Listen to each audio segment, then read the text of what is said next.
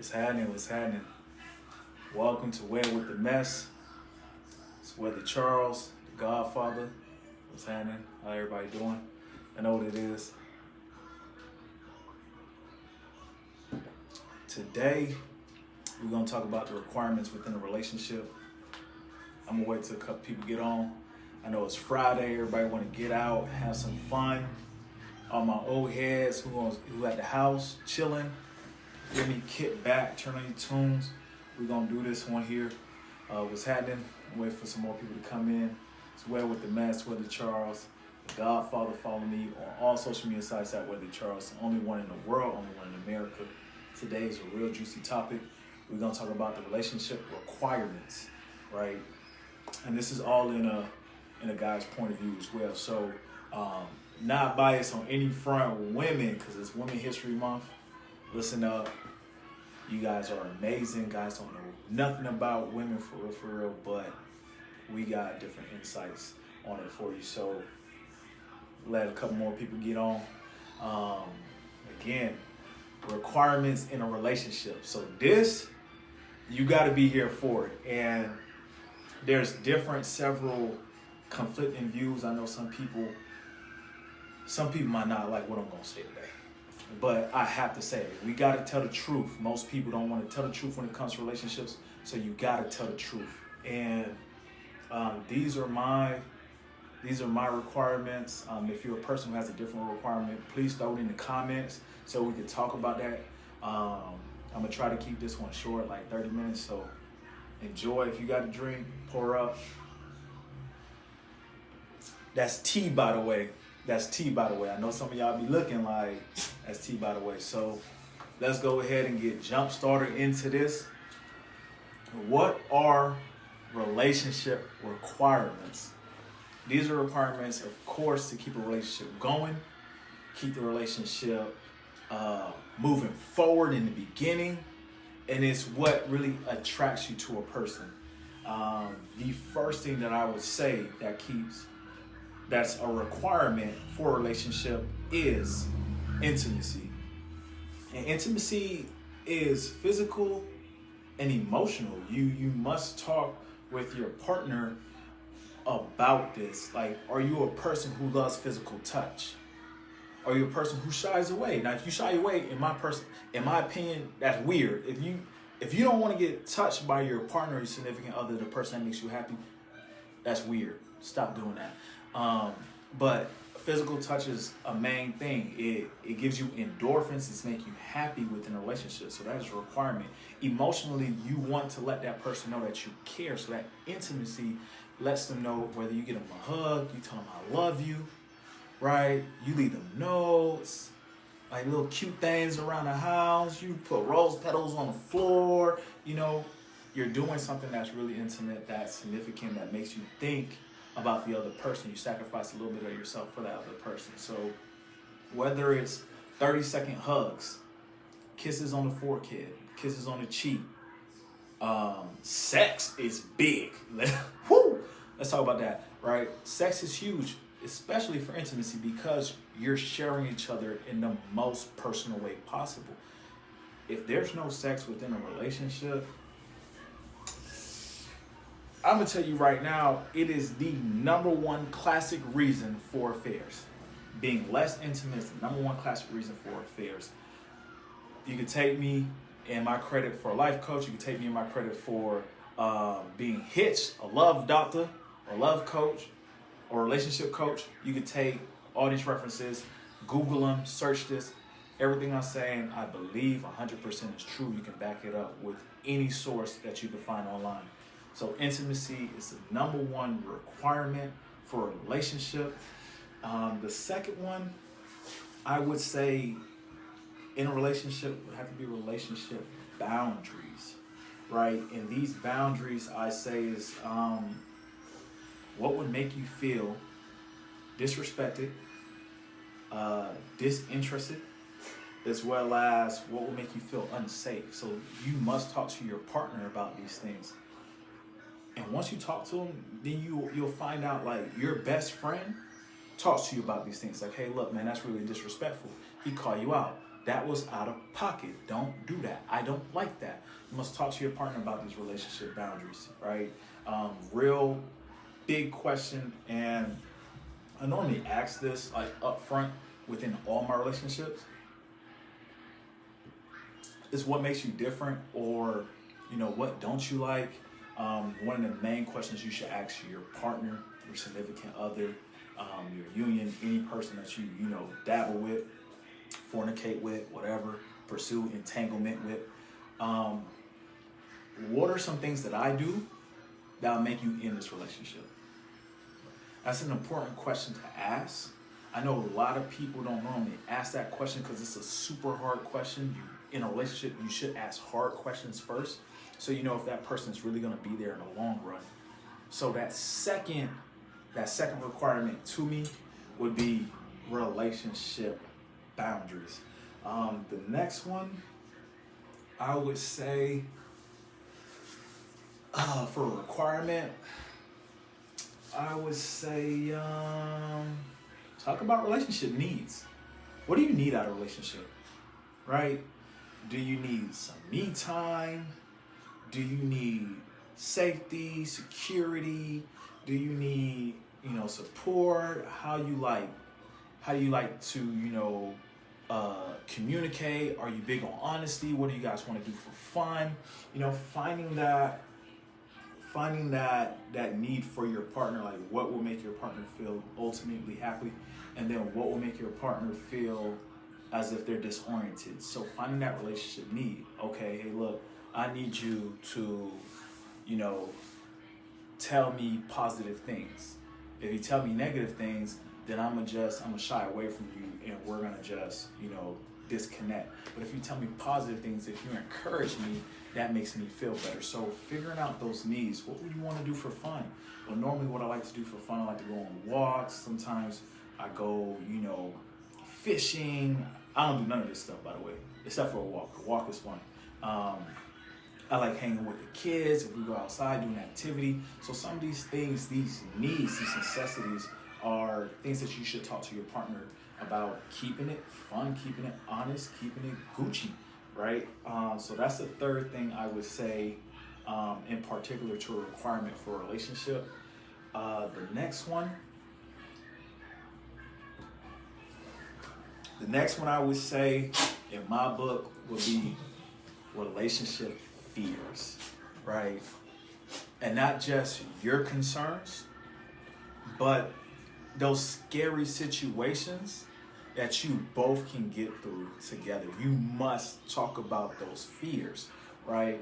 I'm scared that one day, if we go out to the club and I, boom, boom, boom, go use the restroom, somebody else is gonna get your attention and you're gonna cheat on me. And now you gotta talk about what are some ways that we can work through this together, right? How are you gonna represent me when I'm not present? What is your integrity level? So figuring out these different fears, figuring out what your concerns are versus what their concerns are, and coming together and building a plan, that right there, I believe makes a strong connection. So number 4 for a requirement would be relationship fears. The next thing I would say a requirement for a relationship would be fighting styles. Yup, I said it. Fighting styles. Everybody knows sticks and stones break the bones, but words, they say they don't hurt you. Words hurt. I don't care what anybody say. Words hurt like a mug, especially from your significant other. When you fight with your significant other and you have dirt on them, you go in. You let them have it. No holds barred. Except when you fight with each other, you got to think about it. It's your union. It's your relationship. So you got to figure out what's an appropriate way to be more productive and not be hurtful when it comes to fighting styles and relationships, right? So one thing you can do is talk about what makes you, you know, feel better in conversations? What's more encouraging? What would you like to be said, or what's another alternative in communications for argument or discussion that will help you out, so you don't have that person jump off a cliff or beat that person up, right? You must talk about that no matter what. You don't want to get dirty in a fight. Everybody wants to get dirty and then storm off. Like, stop that. Stop that. Let's get some peace. Talk about what's going to be helpful for you. Talk about what's actually going to build you up and create a plan to change those behaviors. Because if homie ain't acting right, baby girl, make him act right. But don't do it in a vindictive way. If shawty ain't acting right, little homie, make sure she understands how you feel in this situation, and then try your best. I'm talking about the guys. Try your best to say, hey, babe, I really didn't like this. I truly believe this would be better if we had talked like this. This kind of broke me down and made me feel a bit sensitive, because I know guys don't want to feel sensitive, so we got to talk like that. So this made me feel a bit sensitive. And once you talk about your sensitivity in a guy, then the girl will understand more, like, hey, look, my man is a true man, and he's finally opening up to me. And when he opens up, that is the change of the fighting style. So I believe number 5 within a requirement that I believe is a part of a relationship is your fighting style. So figuring that out. One other big topic that we must discuss that's huge here is spending habits. Spending habits is big. And take a sip. Spending habits is big within a relationship, is a big requirement.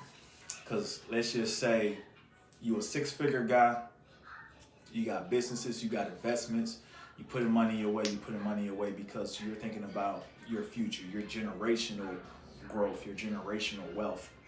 But your significant other is a spender, right? You're the saver, she's the spender. So you making 6 figures, but she's throwing away 5 figures, possibly, each year or here and there, slightly each month. Now you're actually losing more money than you're gaining, and you are the guy that's bringing in more money. Now, even if she's also bringing in the same amount of money as you are, that's still a hefty load that's coming out of your pocket. So you must talk about your spending habits. Money, they say, is the root of all evil, and money do break relationships just as well as intimacy breaks relationships. If you can figure out a plan and talk to the person that you're with and say, hey, look, we need to save this money, put it onto the side, and then let's talk about the stuff that we need to spend on.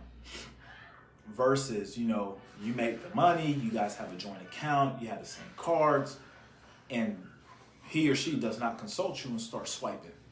So when they start swiping that card and it's going out crazy, that will cause tension within a relationship. So for number 6, for your requirements, I would say spending habits must be discussed.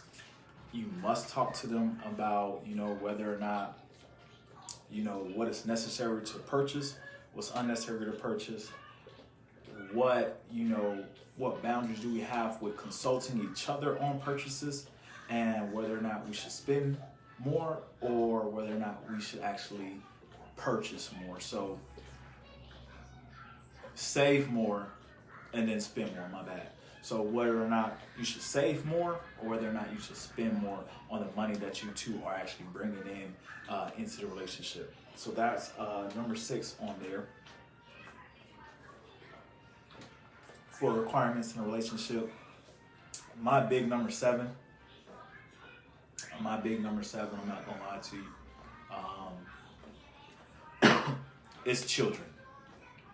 At the end of the day, it's children. I don't care what anybody say. Kids is the future. And if that person, that significant other that you have at that moment of time says they do not want kids, I don't care what you say, I don't care what you think, don't even waste 2-3 years going through this whole relationship because you think it ain't nothing but a dream. with this person, they might change their mind. Stop that. If they say they don't want kids, they don't want kids. A no is a no. So if some person say they don't want kids and you want kids, slide on them like baggage claim. You don't need that. They already told you what they need. That's a relationship need. They don't want kids. They don't need kids. They don't see that in their future at that moment of time. So for a person who want kids or need kids, you got to make an executive decision upon yourself and say, all right, I love my significant other, but they do not want kids. And that has to be a deal breaker, because the majority of relationships, children are a deal breaker. Children, money, intimacy. Big deal breakers in a relationship, big causes for ending relationships and whatnot. So you got to figure that out. My next thing that I would say is a requirement for a relationship would be each other's families. Family is important. It's all that we have. At the end of the day, when we wake up in the morning, I know we have friends and whatnot, but family's always going to be there for you. Your blood's always going to be there for you. For some weird reason, it's that synergy, heaven sent. They're paired. They're your unbreakable friends. That's always going to be there for you, no matter what, even when you bicker, right? So family, and figuring out how to interact with each other's family, right? Whether it's asking for support, whether it's, figuring out how to invite them to events. Family is one of the most important parts of a relationship. So figuring out how to interact with that other person's family is the best way. Now, before you just interact with them, ask that person before you walk into that thing dumb. Because if that family is a stale family and you're this high energetic person, you just gonna bring a storm into there and they're not gonna like you. So talk to your significant other about their family, ask them what they like, what they do, and just try to integrate that and see how that works. So that's number 8 on requirement for a relationship. Number 9, I'll say, is alone time. This isn't discussed much. Not many people talk about this. In a relationship, we think, right? We as a people, we as a society, we think that we need to be with our significant other 100% of the time. Don't suffocate me. I'm not trying to die. I need to breathe. I need to figure out who I am. There's like this big wave of self-care nowadays in the world, which I really don't understand that. Like, you've always been you. I can't believe you got to find yourself. But it's whatever.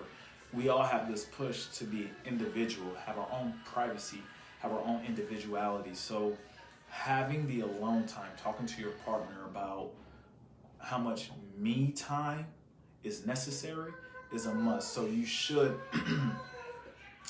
have that conversation. Like, hey, look, maybe on Sundays I want to just practice doing something that I like I don't know what people like nowadays. Pottery. Painting, I don't know, collecting pins, something, right? Talk to your partner about something that you enjoy doing, that you would like to work on by yourself. Maybe for 30 minutes a day, 31 minutes a day, an hour, just some time that you can invest in yourself so you can have breathing room, and that you can still come back to your partner 100% with no quarrels, no debates. The next thing I would talk about here for a requirement for a relationship, I'll say number 10. I'm just stating numbers. Number 10 would be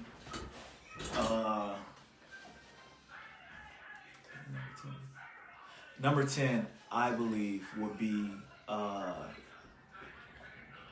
work-life balance. The reason I say that is because as we people get into a career and we're advancing into our careers, we find that we are spending more time at work than at home. So that reality of giving your time to your significant other, to your partner, changes. You find that, most executives will spend about 70 plus 70 hours outside of work a month while they're within their own union or their own relationship. That additional 70 hours within their own relationship is apart from their partners. Like we don't really talk. I'm engaged into my work. You must talk to your partner about this work-life balance. Like, hey babe, I have a couple projects that I'm doing. I know I promised to, take you out on a date, but these projects need my attention. And my attention has to come here because it's also paying our bills. It's also giving us a lifestyle. It's also giving us benefits, medical, vision, dental, life insurance, like all that. It's giving us a benefit. So I do apologize. I just got to spend this much time doing my work for work as in my career.